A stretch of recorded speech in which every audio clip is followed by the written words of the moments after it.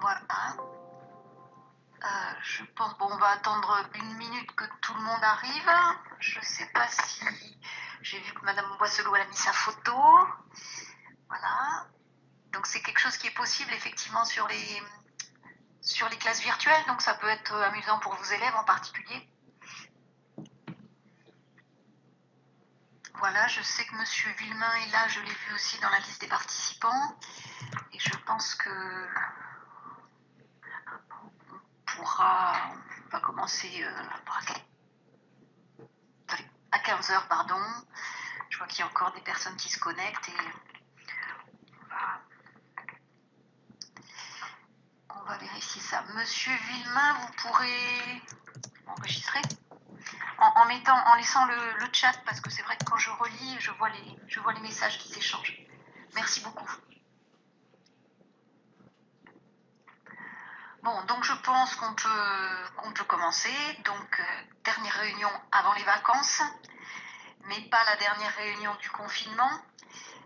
Donc, comme les fois précédentes, donc on va parler des actualités et puis de ce qu'on fait nous au collège en ce moment. Donc sur les actualités, donc vous avez entendu que la fin du confinement aurait lieu le 11 mai 2020 avec une annonce de levée, de retour progressif dans les écoles. C'est encore bien sûr flou puisqu'on nous dit que le gouvernement va travailler pendant 15 jours pour nous donner des indications précises. Monsieur Blanquer a parlé hier, il a fait une intervention de 3 minutes destinée au personnel de l'éducation nationale, en nous précisant bien que ça ne sera pas dans les mêmes conditions qu'un retour ordinaire au collège et qu'il faut absolument garantir les conditions sanitaires fondamentales, que c'est essentiel. Donc, on a eu, nous aussi, au niveau chef d'établissement de la Dordogne, des réunions par Zap en audio avec le directeur académique qui, dans son introduction, nous a dit la même chose en nous disant si le principal souci, c'est la sécurité sanitaire. Si elle n'est pas assurée, il n'y aura pas de rentrée. Voilà, la seule chose, c'est de se poser la question, quels sont les publics prioritaires pour rentrer, sachant que leur souhait, c'est de ne pas accentuer le décrochage scolaire, qu'aujourd'hui, un certain nombre d'enfants ne se connectent plus, ne suivent pas cet enseignement à distance pour différentes raisons, et qu'effectivement, on est dans une problématique de rupture d'équité nationale, et c'est important il appelle ça un impératif social, de revenir pour pouvoir suivre les plus fragiles. Donc peut-être qu'on va essayer de personnaliser ce retour, bon, tout en sachant que les plus fragiles, comme ce sont aussi les plus difficiles à joindre, ce n'est pas évident qu'on arrive à les faire revenir en priorité. Voilà, après, pour l'instant, on a été un petit peu inquiet quand on a entendu les nouvelles, parce qu'en gros, on sait que vous allez très bien faire dans les établissements et que vous saurez vous organiser comme il faut. Alors, on a peut-être très bien su faire sur cette première phase, mais c'est vrai que la deuxième, c'est-à-dire la sortie du confinement, nous ne sommes plus seuls à bord pour organiser tout ça. Ce n'est plus entre nous, avec les équipes pédagogiques, pour organiser la continuité pédagogique à distance, mais là, ça dépend de beaucoup de facteurs extérieurs que l'on ne maîtrise pas. Donc j'espère qu'on va avoir quelques garanties du gouvernement là-dessus. En particulier, on ne sait pas ce qui se passe sur les transports scolaires, on ne peut pas savoir les agents qui sont censés venir nettoyer, désinfecter, etc. Ce sont des agents du département. Il faut encore qu'ils soient formés peut-être à certains gestes, il y a peut-être des gestes particuliers. Il y a aussi les soucis d'approvisionnement en masques, en gel hydroalcoolique, en matériel pour pouvoir désinfecter les établissements. Et puis, il y aura aussi le souci de familles qui ne veulent pas que leurs enfants reviennent car pendant les vacances, elles ont peur. Voilà. Donc, et ce sont parfois aussi, ça sont aussi les familles qui peuvent être parmi les plus fragiles. Donc tout ça, c'est encore un petit peu flou. Sur les vacances, donc le ministre a bien rappelé que les vacances, c'était des vacances qu'il fallait quand même essayer d'aider par des stages de soutien les élèves les plus en difficulté, en particulier en mathématiques et en français.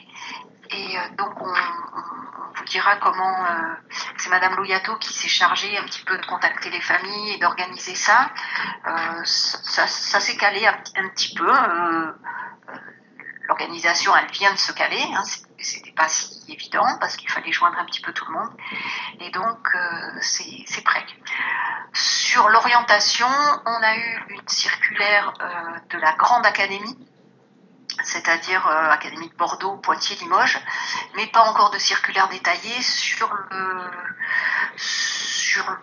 Bordeaux et sur la Dordogne.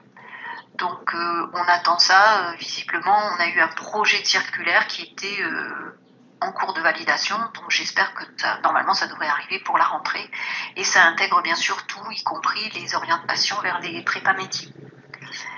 Voilà pour l'actualité nationale. Est-ce que quelques-uns d'entre vous avaient des questions ou est-ce que je passe à la suite?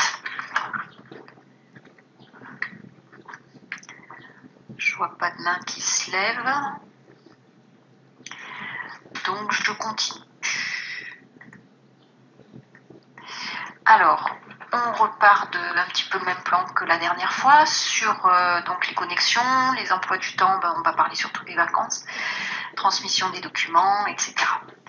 Donc sur les connexions, nous avons encore prêté des ordinateurs cette semaine. Donc nous arrivons à un total de 25 ordinateurs prêtés qui bénéficient à 31 élèves du collège. J'ai d'ailleurs envoyé un message au département en les remerciant de nous avoir permis de faire ces dotations, parce que, enfin, ces dotations, ces prêts. Sors de ton confort. Parce que, effectivement, certaines familles ont été bien soulagées de ces équipements. Il nous reste encore quelques ordinateurs. Il y a un élève du lycée qu'on n'arrive pas à contacter qui nous avait dit qu'il en voulait et qui n'est toujours pas passé. Voilà, mais sinon,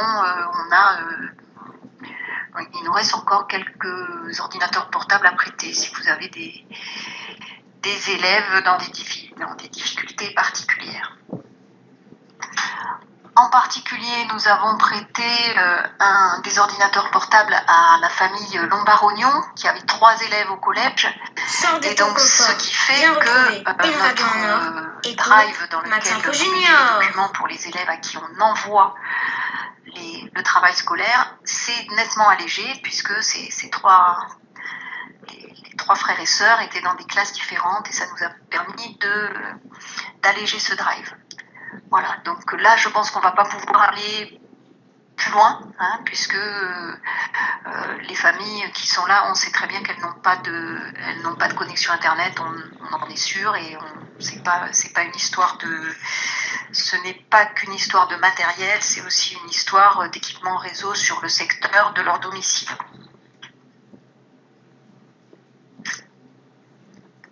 Monsieur Sicutini, vous vouliez dire quelque chose? Alors, pour parler, vous vous rappelez, il faut appuyer sur le petit micro qui est en bas. Je ne sais pas si vous avez un casque. Oui, est-ce qu'on m'entend? Oui, on vous entend, c'est bien. J'y arrive. Bonjour tout le monde. J'ai vu qu'en 5-6 il n'y avait qu'un élève qui apparaissait. On a décidé aussi d'ajouter pour les emplois écrits Valentin Brachet. C'est vrai, oui. Merci, monsieur Sicutini, parce que Valentin, on n'arrive toujours pas à le joindre. Voilà. Merci de cette précision. Bon, sinon, sur les difficultés rencontrées, alors il y a toujours des élèves qu'on n'arrive pas à joindre. J'ai échangé un petit peu avec Madame Archibzuc sur les risques pour ces élèves-là. Alors il y a des élèves qu'on n'arrive pas à joindre du tout, mais il y a des élèves qui se connectent et qu'on n'arrive pas à joindre. Donc pour cela, on n'est pas trop inquiet. On a fait le point avec Madame Archibzuc sur sa connaissance des dossiers, des familles, etc. Et a priori, c'est peut-être des élèves qui n'ont pas beaucoup travaillé, mais a priori, ce ne sont pas des élèves qui sont en danger. Voilà. Par contre, ceux qui ne se connectent pas, on en a toujours une petite série. Bon, il y a ceux à qui on envoie les documents, et puis d'autres qui répondent plus ou moins. C'est bon. on leur envoie, il y en a qui viennent chercher, il y en a qui viennent aussi chercher les devoirs au collège, pas toujours de manière très régulière, en particulier les élèves de SECPA, voilà, qui de temps en temps viennent une fois pour 2 semaines. Bon, mais maintenant, on arrive dans la période des vacances, donc de toute façon, on ne va pas envoyer de plan de travail pour la rentrée tout de suite. Je vous avais indiqué que tous les enseignants n'étaient pas prêts pour pouvoir remplir la charge de travail pour la rentrée, donc on a décidé que finalement ça serait pas plus mal, puisque comme ça, les élèves n'auraient pas tendance à faire du travail d'avance et qui pourraient réellement se reposer pendant les vacances.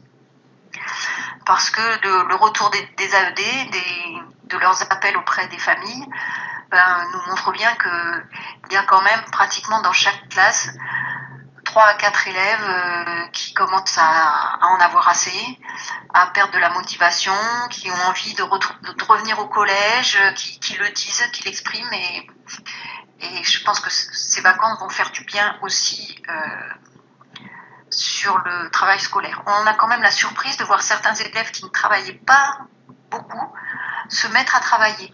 Des retours tant des enseignants que des AED, des élèves qui travaillent. Je pense en particulier à Matou Marshall, dont la maman est soignante et qui le retrouve le soir. Mathieu, il travaille dans la journée, sa maman vérifie le travail qu'il a fait parce qu'elle ne veut pas qu'il l'envoie avant qu'elle ait vérifié ce qu'il avait fait, et il se met à travailler. Donc finalement, peut-être qu'on peut arriver après à récupérer ces élèves-là un petit peu plus dans la scolarité pour la suite. Voilà. Il travaille pas trop mal, il a du mal à envoyer les devoirs Madame Colucci aux heures en fin de journée parce que sa maman veut les contrôler. Sa maman est soignante, donc elle rentre le soir, il travaille tout seul. Voilà, est-ce que vous avez des questions par rapport à ça ? D'ailleurs, pour ces élèves qui sont un petit peu inquiets, fragiles, donc Madame Archibzuc leur a envoyé à tous un petit document, un petit flyer dont je n'ai recopié que le bas, que vous avez peut-être eu aussi, je ne me rappelle plus si vous l'avez eu en copie. Le haut de ce flyer, c'est un petit peu une information, tu es confiné, c'est important, ça permet de te protéger, de protéger les autres, voilà. Et par contre, le bas de ce petit flyer, c'est l'incitation à ne pas avoir peur tout seul ou à ne pas être mal à l'aise tout seul et à le signaler. Non, Madame Vermeau, je vois que vous me demandez s'il y a un AED qui contacte les familles d'Ulysse. Non, il n'y a pas d'AED qui contacte les familles d'Ulysse. On avait décidé au début, parce que c'était un petit peu votre souhait, et ceux de Madame Faure aussi, que ça soit vous toute seule, mais si vous souhaitez qu'on les contacte, on pourra le faire à la rentrée, pour contacter les élèves d'Ulysse. Voilà, ni les élèves d'Ulysse, ni les élèves de la classe de Madame Faure, c'est elle qui s'en occupe. Voilà. Bon, donc il y a ni les SECPA. Alors les SECPA, c'est vrai que c'est pas les AED, c'est Madame Brageau plus les enseignants de SECPA. Il y a quand même au moins 2 appels par semaine, si c'est pas 3. Donc c'était pour... doublon, c'est pas plus mal, Madame Vermeau, d'appeler à plusieurs, mais bon, c'est vrai que les élèves d'Ulysse, ils sont plus fragiles et je pense qu'ils sont rassurés d'avoir toujours la même personne. Mais comme c'est vrai que c'est Magali qui est des référents de la classe Ulysse, si vous souhaitez qu'elle appelle, on peut tout à fait la solliciter. Je pense qu'elle sera contente aussi si on lui demande ça, puisqu'elle appelle déjà pour une classe, mais elle peut aussi appeler pour les Ulysse si vous le souhaitez, Madame Vermeau. Voilà, sachant que je sais que Astrid peut-être appelle aussi les élèves, non, Madame Vermeau? Voilà, donc ça fait quand même pas mal d'interlocuteurs pour ces jeunes enfants. Alors je voulais parler après des classes virtuelles.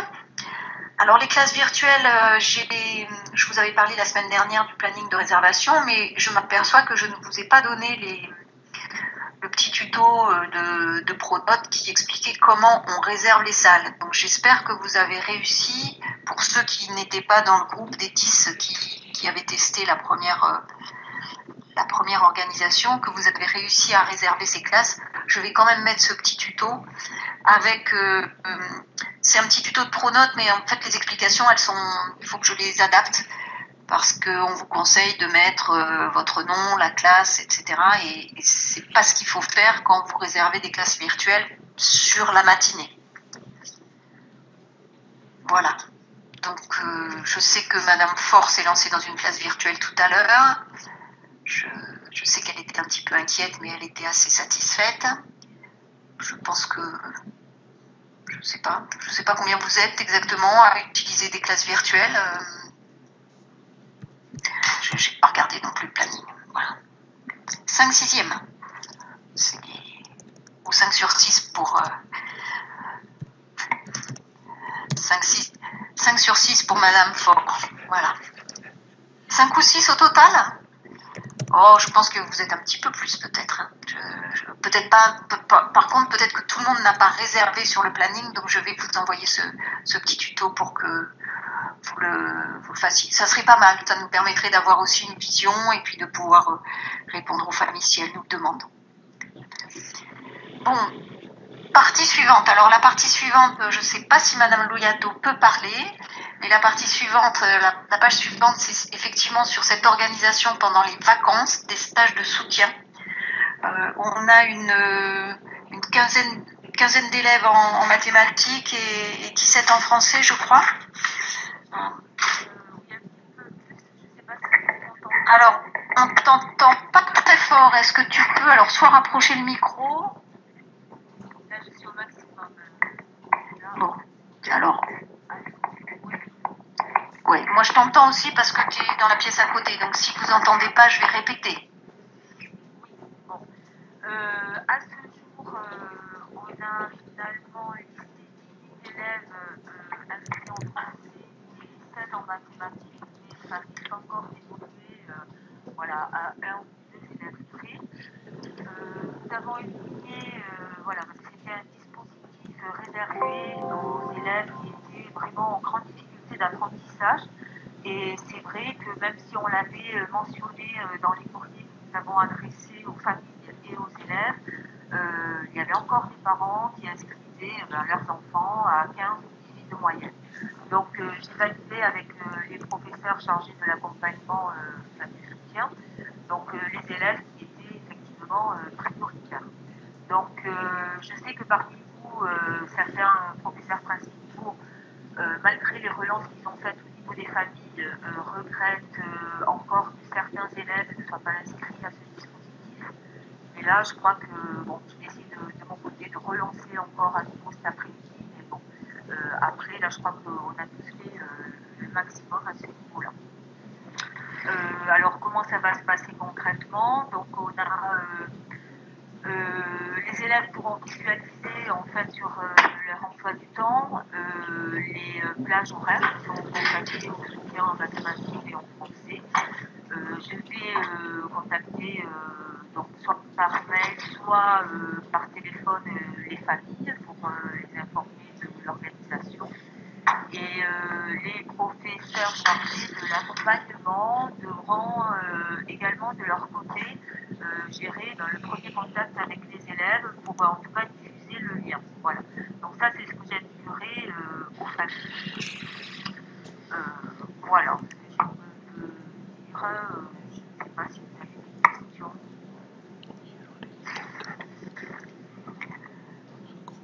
Alors, je vois que Madame Polucci dans le chat demande si on a des nouvelles de Gabriel Mespoulet.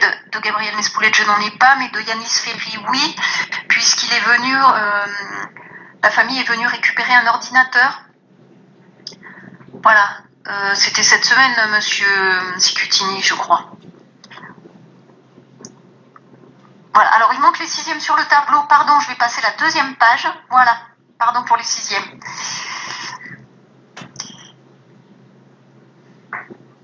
Voilà, il y a bien sûr des élèves de 6e sur la demande de soutien. Voilà, et on doit faire attention à plusieurs choses parce qu'effectivement, quand par exemple il y a des frères et sœurs, il faut bien sûr ne pas leur proposer le soutien au même moment si ce n'est pas avec la même personne, parce qu'ils vont pas pouvoir être connectés à deux sur 2 classes virtuelles différentes. avec des enseignants différents. Alors, pas de français pour Romane en 6e C. Oui, tout à fait, Madame Bagur. Alors là, ça rejoint un peu une discussion que j'ai eue avec Madame Joaneda. Donc effectivement, elle s'était inscrite qu'en mathématiques. Madame Joaneda se proposait aussi de l'apprendre un petit peu en français, mais je vais valider ça avec Romane, je m'en occupe après la réunion.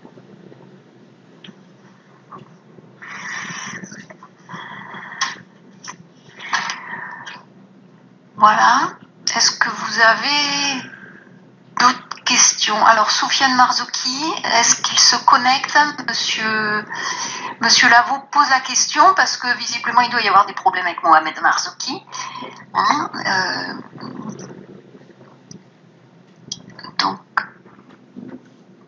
pourquoi y a-t-il des classes? Oui, Monsieur Suzanne. Alors, les cases colorées, en fait, ce sont des élèves qui nous avaient demandé, qui nous avaient sollicité pour l'inscription à ces cours de soutien. Et donc, je l'ai vu avec leurs professeurs respectifs pour valider ou pas leur inscription. Voilà. Donc, a priori, ce sont des élèves que je vais recontacter pour leur indiquer effectivement qu'ils ne seront pas prioritaires sur le dispositif, mais qu'il y aura certainement d'autres dispositifs plus adaptés à leur entrée. Voilà. Et notamment, je ne me souviens plus le nom de la maman, de Alma Mizunokika, qui m'a contacté juste avant la réunion, qui fait partie des élèves qui justement est à 15 de moyenne en français et 18 en maths, et qui s'étonnait justement de ne pas avoir validé son inscription. Donc j'ai gentiment expliqué à la maman, j'ai redéfini le dispositif, et bon, la maman a bien compris que ce n'était pas un dispositif réservé peut-être pour sa fille. Voilà. Bon, concernant Mohamed Marzouki, le prêt de portable, c'est le grand frère Belgacem, je crois, qui est venu chercher un ordinateur pour la fratrie. Et quand on lui a dit, vous mettez soit le prénom de Mohamed, soit celui de Soufiane sur le formulaire de prêt, parce qu'il fallait un nom d'élève, il a marqué Soufiane. Mais on lui a dit, c'est bien pour les deux. Donc, Mohamed, il doit en jouer. Donc, c'est la faute du grand frère encore. Hein, oui, je lui ai reprécisé 2 fois quand même, donc il est au courant. Je sais bien, oui, je pense que il le sait. Merci, Monsieur Lavaux. Pas de nouvelles de Thomas Collin. J'ai pas regardé. Il faudra qu'on regarde Monsieur Sicutini. On avait parlé de Thomas Collin cette semaine, je me rappelle plus. Oui, Monsieur Sicutini. Oui, on en avait. Alors, on n'en a pas parlé cette semaine. On en a parlé la semaine dernière parce que je les avais contactés et le père m'avait dit que avec le matériel qu'il avait, c'était suffisant, qu'il ne voulait pas de prêt d'ordinateur. Bon, c'est sans doute un petit peu juste quand même. Ben oui.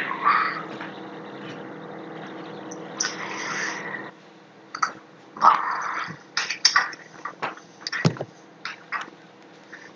Bon, donc, pour le soutien, c'est compliqué, parce que c'est normalement réservé aux élèves en difficulté. Je ne pense pas que les élèves de l'ULIS soient dans le cadre de ce dispositif. On devait rendre tout pour hier au niveau de la direction académique, donc je ne pense pas qu'on puisse rajouter des élèves d'ULIS sur la 2e semaine des vacances, Madame Vermont.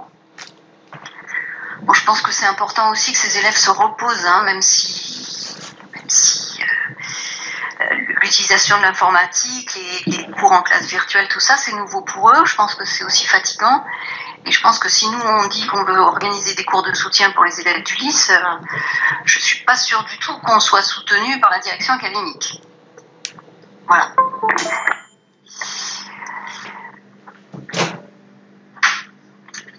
Bon, rien n'empêche après d'échanger avec eux, mais ça pourra pas être dans le cadre du soutien. Il faut, je sais pas moi,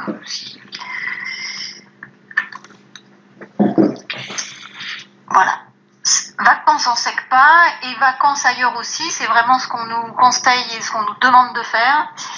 Voilà, donc j'ai renvoyé cette semaine un message aux familles. Donc pas le plan de travail cette semaine, mais dans le message, je les ai avertis qu'on leur enverrait le plan de travail le jeudi 30 avril pour la théoriquement dernière semaine de confinement. Et qu'en attendant, on espérait qu'ils se reposeraient suffisamment avec leurs enfants. Sur le site du collège, il y a un certain nombre d'informations. Il y a les liens vers les podcasts des classes radio. Si vous les avez pas tous écoutés, je vous invite à le faire. C'est vraiment très riche, amusant. Il y a de l'humour, il y a tout ce qu'il faut. Et c'est très professionnel. Voilà. Et puis, je vous invite aussi peut-être à aller voir les productions d'élèves sur la page Facebook du collège. C'est des productions en art plastique faites dans le cadre des cours de Madame Boisselot. Alors, je crois que c'est essentiellement sur... il y a des œuvres d'art qui ont été revisitées façon manga. Là, je crois que c'est le niveau 4e. Madame Boisselot, oui. Est-ce que vous pouvez nous donner un petit éclairage ? Donc, des œuvres d'art revisitées de façon manga, et je crois qu'il y a des œuvres plutôt graphiques. De mémoire, c'est les 5e, mais j'hésite, c'est peut-être des 6e. Voilà, donc n'hésitez pas à aller voir. Je voulais peut-être vous montrer, je ne sais pas si je peux vous montrer le site du collège. Je ne sais pas trop comment je peux vous montrer ça. Ma souris marche plus bien avec un partage d'écran. Bon, écoutez, j'ai pas d'autres informations. Si vous ne souhaitez plus échanger, c'est notre dernière réunion avant les vacances. Je voudrais vous souhaiter à tous de vous reposer beaucoup. Le retour, moi, m'inquiète un petit peu. Je ne sais pas du tout comment ça va se passer. Je ne sais pas dans quelles conditions. Il est évident que la sécurité sanitaire sera essentielle, mais c'est vrai que du coup, il y a une responsabilité aussi sur la direction du collège. Alors, la semaine prochaine, on va pas faire de... Madame Colucci, pas de réunion pendant les vacances. Mais j'enverrai le 7 mai, la prochaine jeudi, oui, c'est une bonne idée, Madame Colucci. Moi, je pensais au 1er mai, mais j'avais pas pensé au 8 mai. Effectivement, il faudrait faire quelque chose le 7 mai. Merci. Le 7 mai à 15h, ça serait possible pour tous ou pas ?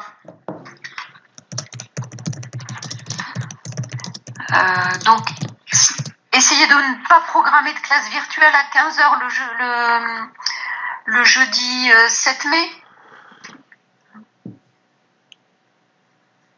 Bon, j'espère que là, on aura davantage d'informations.